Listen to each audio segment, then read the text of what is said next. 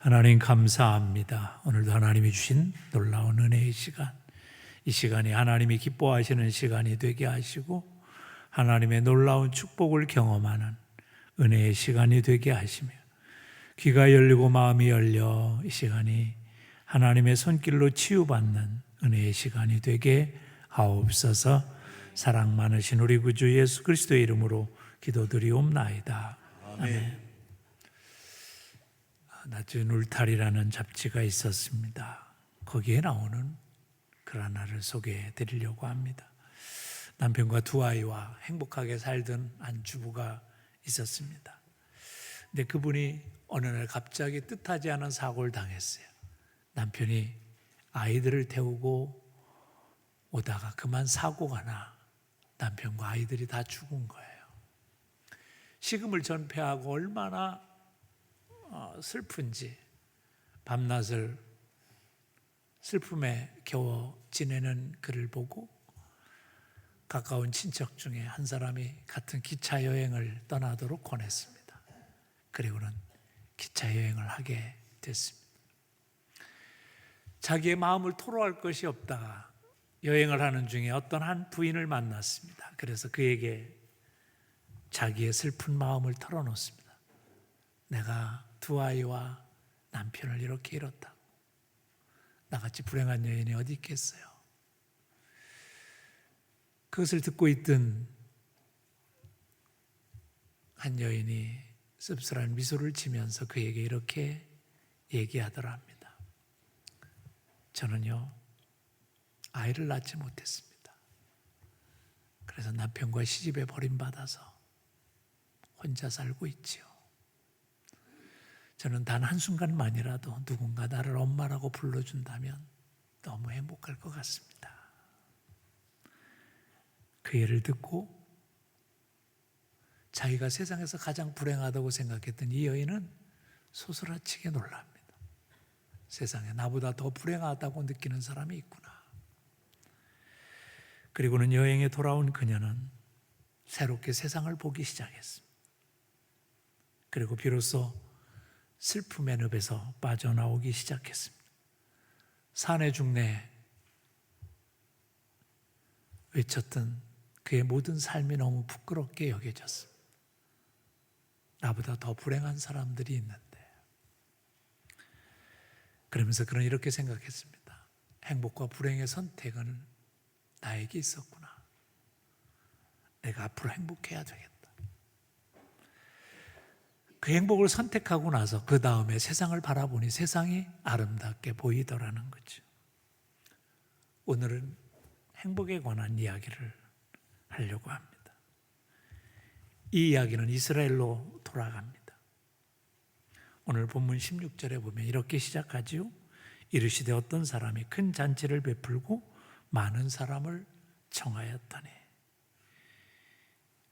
여기서 열리는 잔치가 어떤 잔치인지는 잘 모르겠어요. 그런데 잔치는 뭐예요? 많은 사람이 모여서 웃고 떠들고 기뻐하는 자리입니다. 한국 사람들도 여러 가지 잔치를 하지만 이스라엘은 특별히 잔치가 많습니다. 우린 결혼식을 그냥 뚝딱 해치웁니다. 그래서 많이 걸려봐야 서너 시간, 대여섯 시간입니다. 근데 이스라엘은 보통 사흘 그리고 일반적으로는 일주일 동안 잔치를 합니다. 그러니까 어떻게 보면 잔치를 우리보다 더 좋아하는 그런 민족이라고 볼 수가 있습니다. 그런데 오늘의 이야기의 주인공은 주체는 뭐냐면 주인이 사람들을 초청했다는 것. 17절에 보면 이런 말씀이 있습니다. 잔치할 시각에 그 청하였던 자들에게 종을 보내어 이르되 오소서 모든 것이 준비되었나이다. 그런데 오늘 말씀을 가만히 듣고 보면 16절에 한 번 청했었어요. 17절에 또 청합니다. 어떻게 보면 똑같은 얘기를 두 번 반복했다고 생각할 수 있지만 이스라엘의 풍습을 보면 좀 다릅니다. 이스라엘의 잔치의 초대는 일반적으로 두 번을 하게 되어 있습니다. 하나는 잔치를 계획하거나 맨날 며칠 날 우리가 잔치하니까 그때 시간을 비우세요. 그리고 오세요. 그렇게 하는 첫 번째 초청이 있고 두 번째 초청은 잔치를 다 열어놓고 이제 준비하고 이제 여기 땅 사람들이 오면 시작할 그 시간에 사람들에게 초청하는 두 번째 초청이 있습니다. 오늘 성경이 이 이야기를 하는 데는 참 중요한 의미가 있습니다. 하나님도 우리를 초청하실 때 한 번에 초청하시지 않고 여러 번 초청하신다는. 저도 어렸을 때 모태신앙으로 태어났습니다. 그러나 어렸을 때 하나님을 온전히 영접하지 못했습니다. 그래서 청년회 때 하나님이 다시 한번 부르셨어요. 그리고 그 응답에 제가 부름에 응답했기 때문에 오늘 이 자리에 있는 겁니다. 그 후에 하나님이 또 부르셨어요. 목회자로 부르시고 또 은혜의 자리로 부르시고. 그래서 제가 계속해서 목회를 할 수 있는 이유는 하나님의 부르심이 계속해서 나에게 있기 때문에, 그리고 내가 거기에 응답하기 때문에 이루어지는 것입니다. 그래서 하나님의 부르심은 한 번에 끝나는 게 아닙니다. 그래서 제가 좋아하는 찬양이 있습니다. 예수가 우리를 부르는 소리 그 음성 부드러워 문 앞에 나와서 사면을 보며 우리를 기다리네. 오라 오라 방황치 말고 오라. 죄 있는 자들아 다 이리로 오라.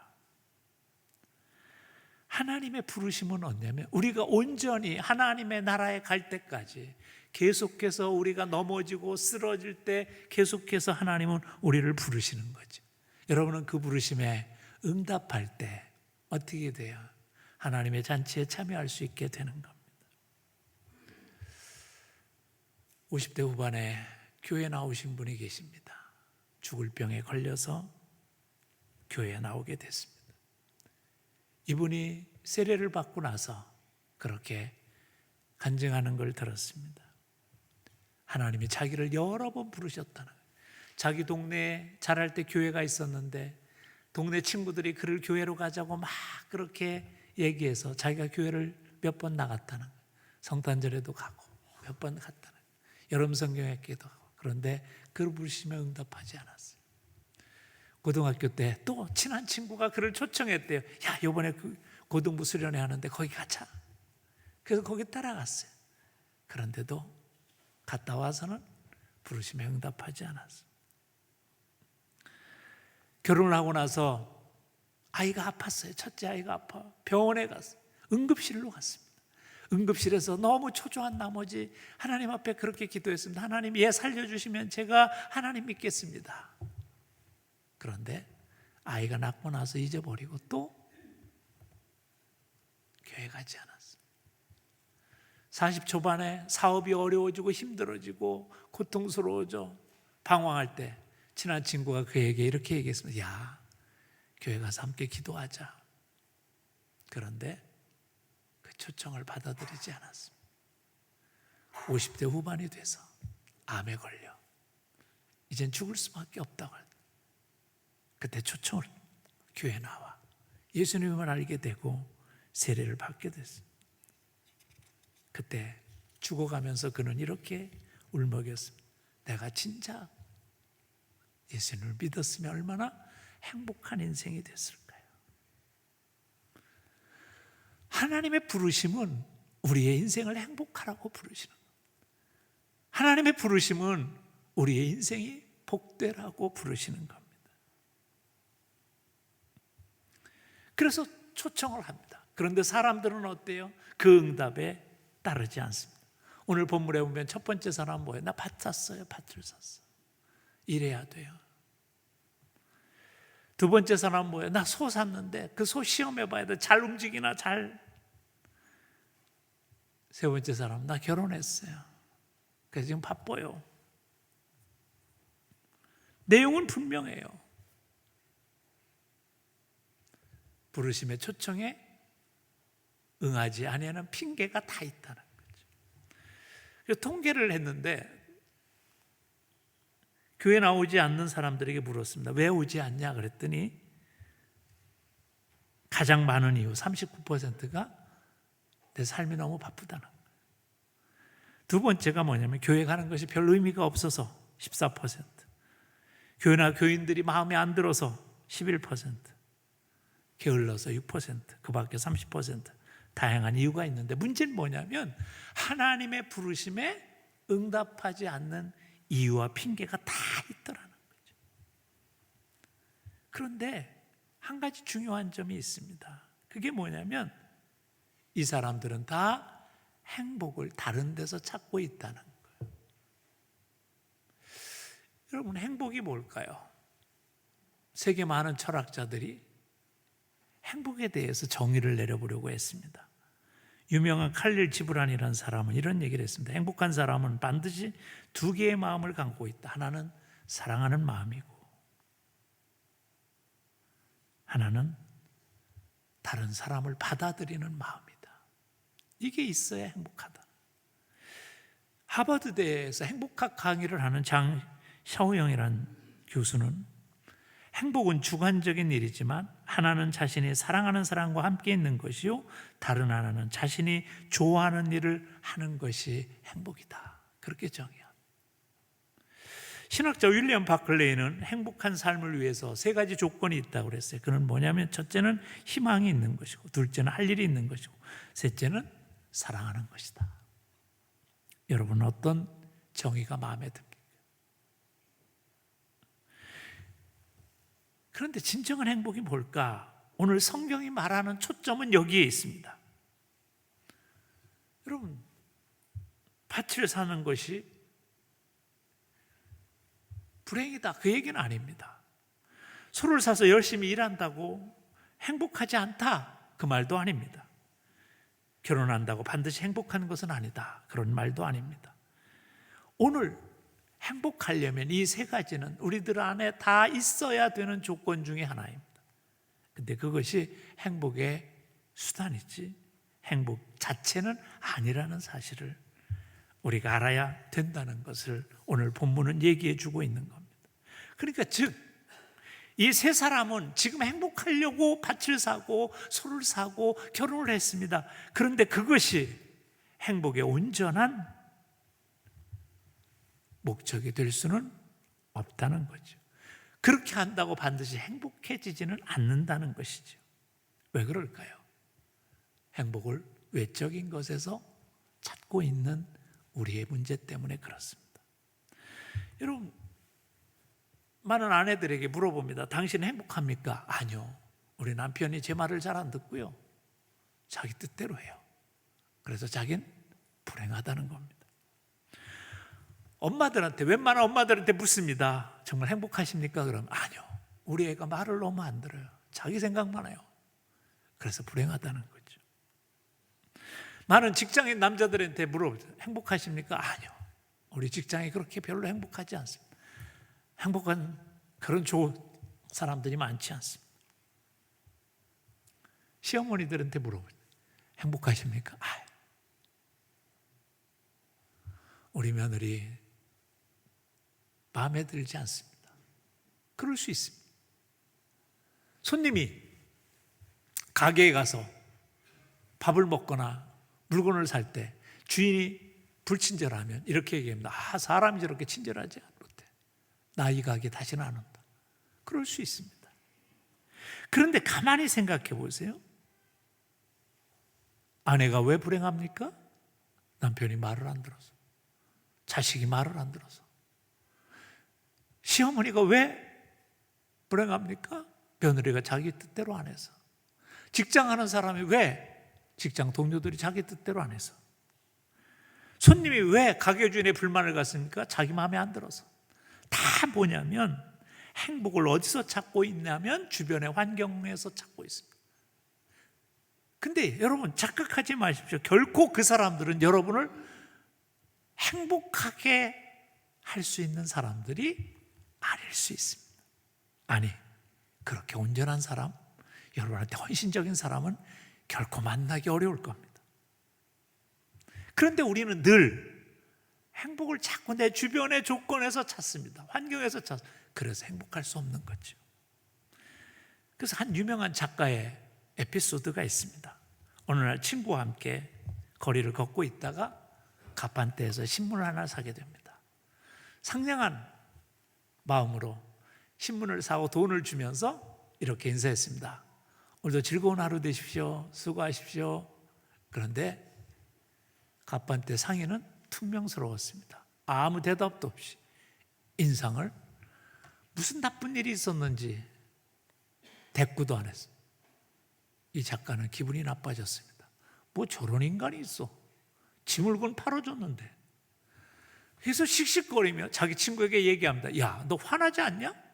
세상에 저런 인간이 어딨냐? 자기 물건 팔아주는데, 그리고 우리가 상냥하게 잘 되라고 수고 많이 하라고 얘기하는데 저렇게 불친절하게 퉁명스럽게 대답도 않는 저런 인간한테 다시는 사지 말자. 그러면서 넌 불쾌하지 않냐? 그러니까 이 친구가 이렇게 얘기했다는 거예요. 내가 왜 저 친구 때문에 화가 나야 되지? 왜 저 사람에 따라 내 기분이 좌우돼야 되냔 말이야. 나는 저 사람 때문에 내가 불행해질 하등의 이유가 없다고 생각한다. 이 작가는 거기서 큰 깨달음을 얻습니다. 다른 사람에게서 행복을 찾지 말고 환경에서 행복을 찾지 말라는 것. 우리의 불행의 이유는 대부분 뭐냐면 환경과 조건에서 삽니다. 그래서 밭을 사면 행복할 것 같고, 그래서 결혼하면 행복할 것 같고, 그래서 소를 사면 행복할 것 같은 그런 생각에 빠집니다. 그런데 오늘 성경은 그래서 초점을 다른 데 맞추고 있습니다. 거기에 행복이 있는 게 아니라, 외적인 것이 아니라 우리 내면에 있다는 것입니다. 행복은 우리의 선택에 있는 것이고, 그 선택은 우리를 창조하신 우리의 주인 되시는 하나님의 잔치에 초청을 받고 그 자리에 들어가는 것, 그 하나님께로 가는데 우리의 진정한 행복의 출발점이 시작된다는 것, 그 얘기를 오늘 본문은 하고 싶은 겁니다. 그래서 믿음은 뭐예요? 우리를 만드시고 우리의 인생을 디자인하신 우리의 초청자이신 그 주인에게 가까이 가는 겁니다. 그 초청에 응하고 그 잔치에 들어가는 것이죠. 찬송가 282장에 보면 이런 가사가 있습니다. 큰 죄에 빠진 날 위에 주 보혈 흘려주시고 또 나를 오라 하시니 주께로 거저 갑니다. 믿음이란 뭔지 아세요? 그분에게 진정한 행복이 있다는 사실을 알고 그분께 가는 것, 그분의 잔치에 참여하는 것입니다. 프랑스의 유명한 수학자요 철학가인 파스칼이라는 사람이 있습니다.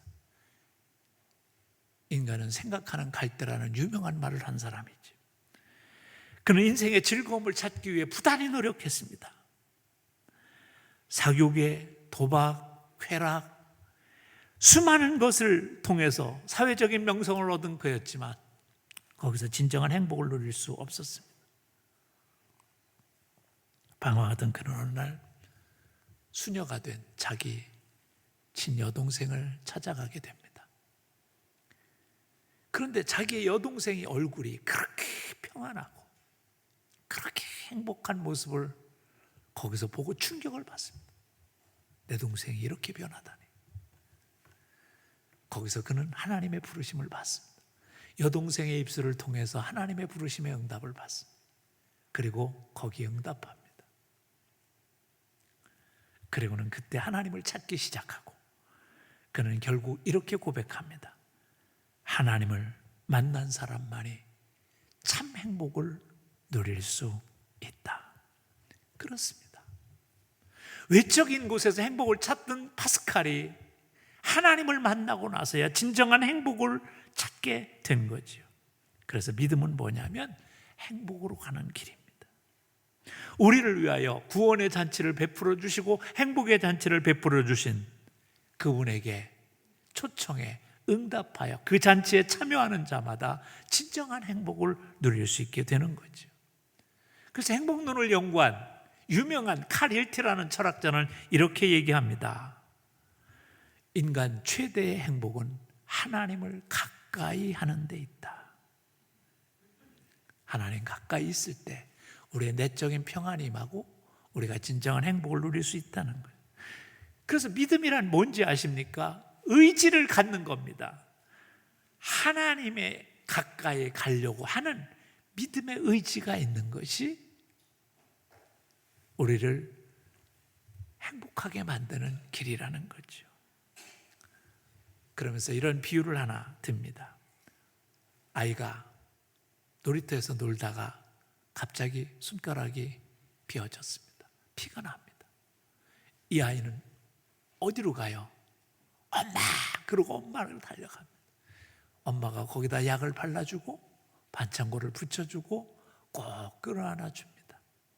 이 아이의 불안과 초조는 엄마의 품에서 해결이 되는 거죠. 마찬가지로 인생이 힘들고 어려울 때 우리가 주님께로 달려가 그분의 품에 안길 때 그분이 우리의 모든 문제를 해결해 주시고 우리를 참 평안으로 인도해 주시는 줄 믿습니다. 그래서 제가 좋아하는 노래가 하나 있습니다. 그게 뭐냐면 예수께로 가면 나는 기뻐요. 걱정 근심 없고 정말 즐거워. 예수께로 가면 나는 기뻐요.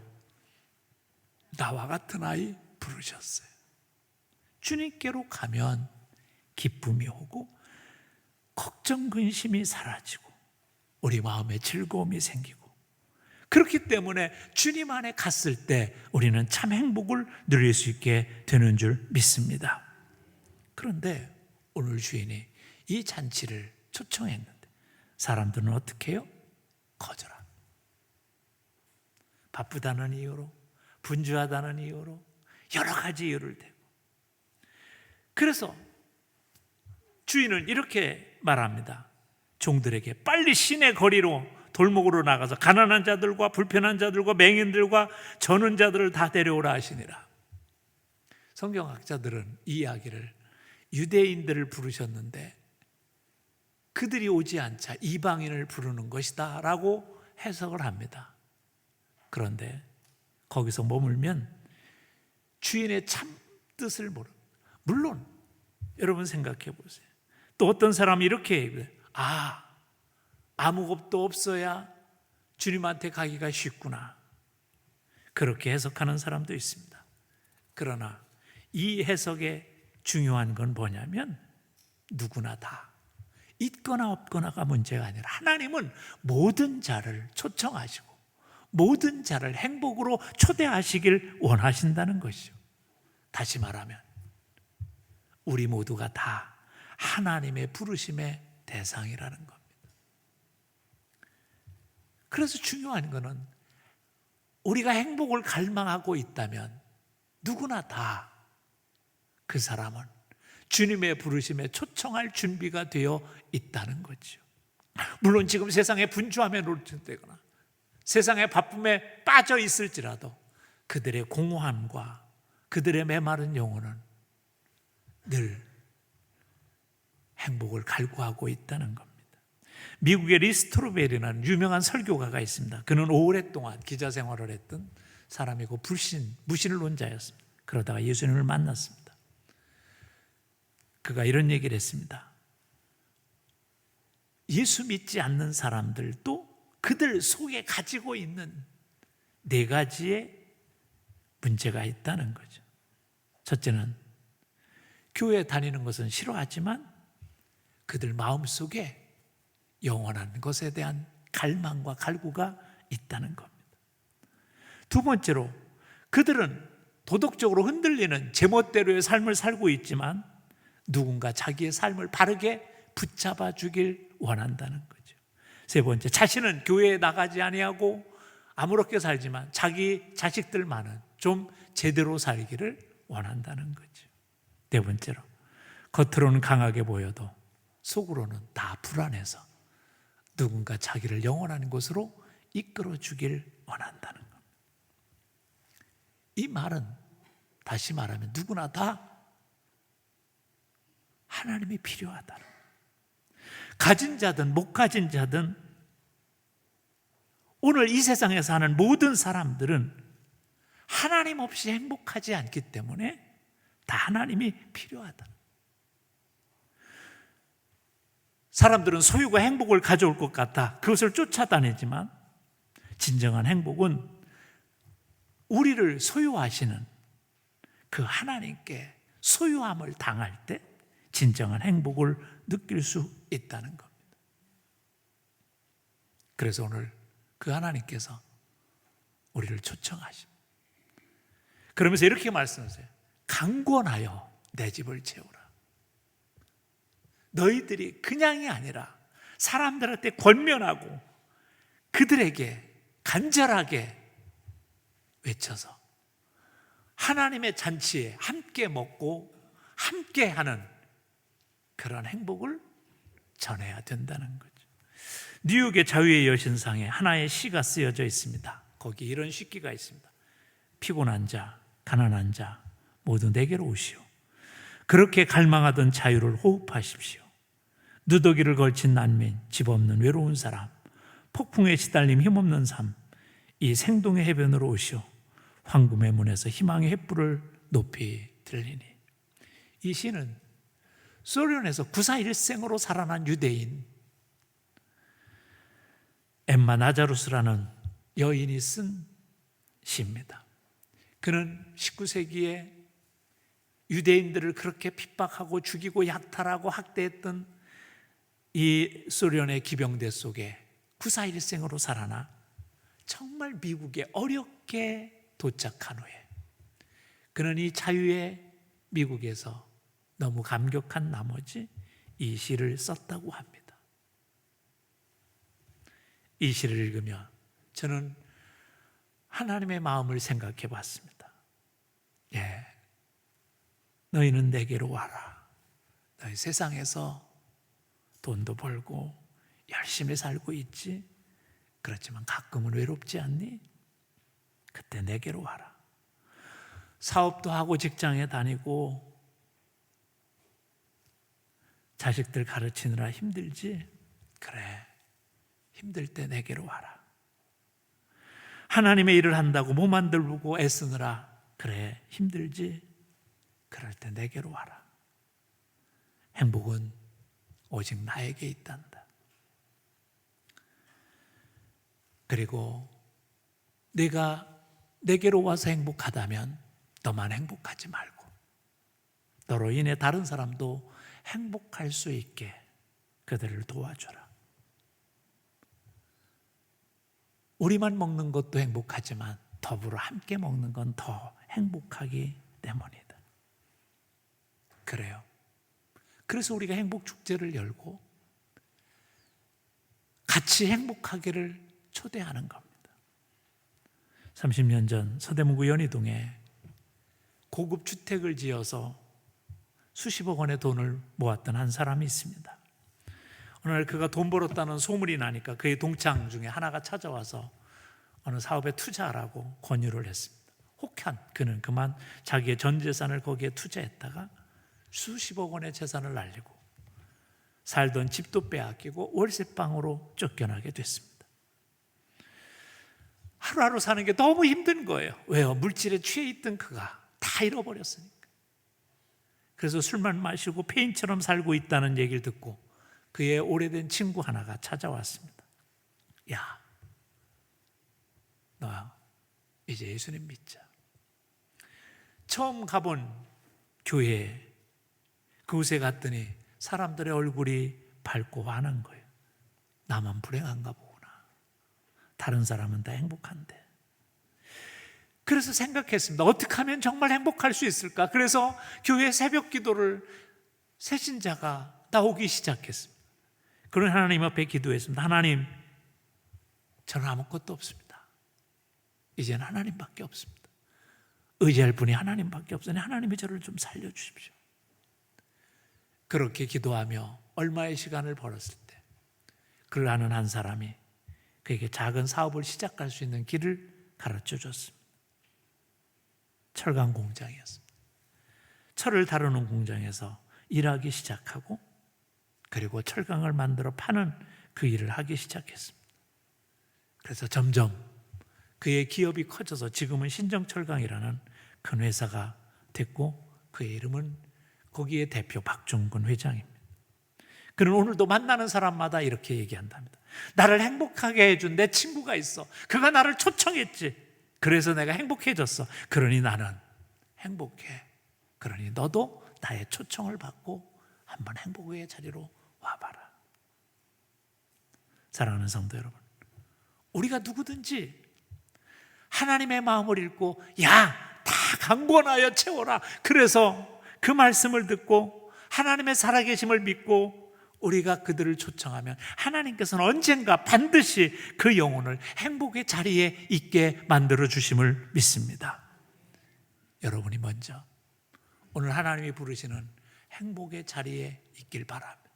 은혜의 자리로 초청하시고 성령님의 충만한 자리로 부르실 때 그곳에 응답하시면 여러분의 인생은 참 점점 더 행복해질 것이고, 이제 강권하여 채우라는 말씀을 듣고 여러분이 그것에 순종할 때 그 사람들도 점점 더 행복한 삶으로 변화될 줄 믿습니다. 기도드립시다. 하나님 감사합니다. 오늘 주님의 말씀을